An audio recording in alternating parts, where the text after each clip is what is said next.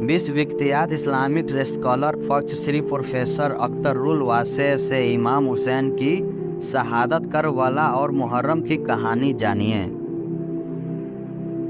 सिर्फ सनातन धर्म ही नहीं बल्कि इस्लाम धर्म में भी धर्म और अधर्म की लड़ाइयाँ लड़ी गई और कुर्बानियाँ दी गई है।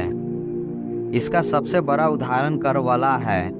इराक के करबला में पैगंबर हजरत मोहम्मद के नवासे इमाम हुसैन और करबला के शहीदों की याद में मातम मुहर्रम मनाया जाता है।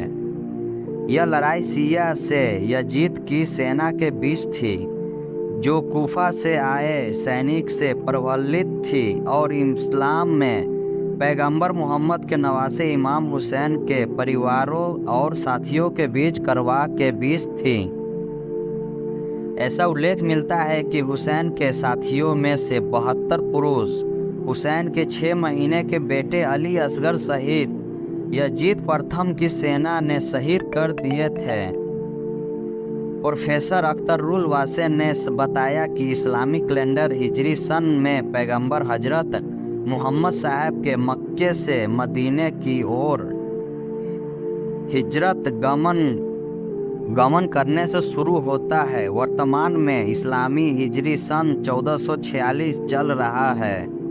यह अजीब इत्तेफाक है कि इस्लामिक कैलेंडर हिजरी सन का पहला महीना मुहर्रम और आखिरी महीना हज का महीना, दोनों का रिश्ता एक एक कुर्बानी से जुड़ा हुआ है।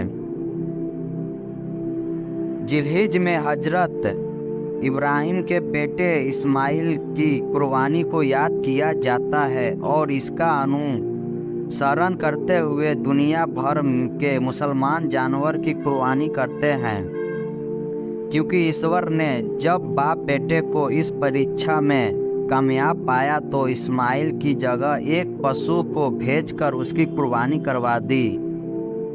उन्होंने बताया कि पैगंबर हजरत मोहम्मद साहब के नवासे हजरत इमाम हुसैन करबला इराक का शहर में मुहर्रम की 10 तारीख, जिसे यौमे अशूरा कहा जाता है, के दिन शहीद हुए।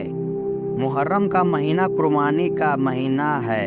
इमाम हुसैन से उस वक्त का शासक यजीद यह चाहता था कि उसके स्वामित्र को स्वीकार करे, इसके शासन को सही माने कि, लेकिन क्योंकि यजीद इस्लाम धर्म में शासक और शासन के लिए निर्धारित मापदंडों पर पूरा नहीं उतरा था, इसलिए इमाम हुसैन और उसके समर्थक इसके लिए तैयार नहीं थे।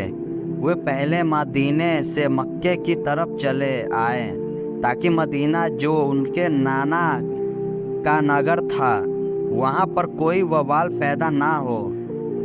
वे कहते हैं इमाम हुसैन को यह विश्वास था कि मक्का, जो शांति का प्रतीक नगर था और जहाँ किसी भी जीव जंतु को मारना निषेध था, वहाँ पर वे शांति से रह सकेंगे। लेकिन मक्का पहुँच कर कुछ दिनों में ही उन्हें आभास हो गया कि सत्ताधारी पक्ष उन्हें साधने के लिए मक्का की गरिमा को भी क्षति पहुंचा सकते हैं। इसके बाद वे वहां भी अपने प्रियजनों और समर्थकों के साथ कूफे, इराक का एक शहर की तरफ चल दिया, क्योंकि वहां से बार बार बुलावा आ रहा था। लेकिन उन्हें करबला नामी जगह के पास यजीद की फौजों ने घेर लिया। प्रोफेसर अख्तरुल वासे ने बताया कि इमाम हुसैन ने जंग टालने के लिए यह आग्रह भी किया कि उन्हें भारत की तरफ जाने दिया जाए, लेकिन दुश्मनों ने एक बात भी ना मानी और इमाम हुसैन और उनके साथियों को जंग कराने पर मजबूर कर दिया। यहाँ यह बात स्पष्ट भी रहनी चाहिए कि इमाम हुसैन जंग के लिए घर से नहीं निकले थे। अगर ऐसा होता तो वे पैगंबर साहब के घराने की उन बीवियों को लेकर मैदान जंग में ना आते जिनके पावन शहीद को कभी आसमान ने भी नहीं देखा था।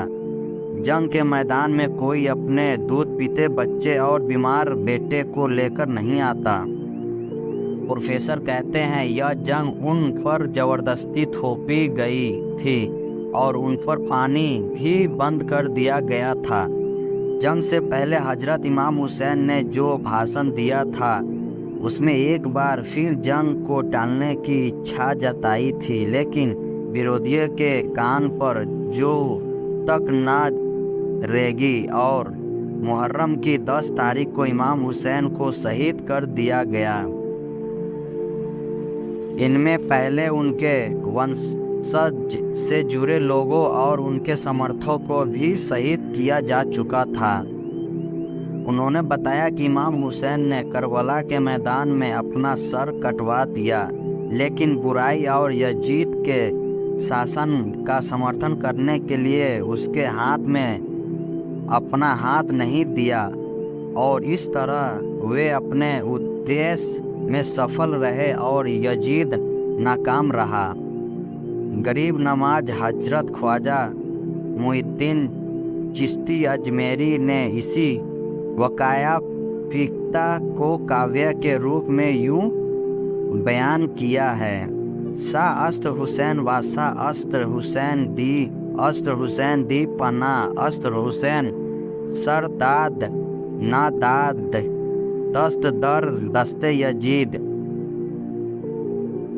हक्का की बिनाई ना इला अस्त हुसैन हुसैन शाह है, हुसैन बादशाह है, हुसैन धर्म है और धर्म को शरण देने वाले भी हुसैन है। उन्होंने अपना सर कटवा दिए, लेकिन यजीद के हाथ पर उनके शासन का अनुमोदन नहीं किया। सच यह है कि ला इलाहा यही अल्लाह के अलावा कोई सर झुकाने के योग नहीं की नींव की रक्षा करने वाले भी हुसैन है।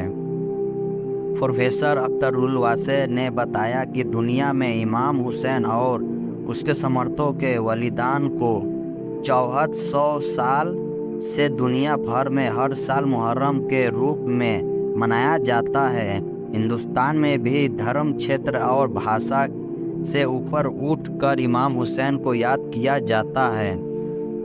उनकी शहादत पर मातम किया जाता है और खुद हिंदुओं में ब्राह्मणों की एक गोत्र दर्द में हुसैनी ब्राह्मण भी पाए जाते हैं।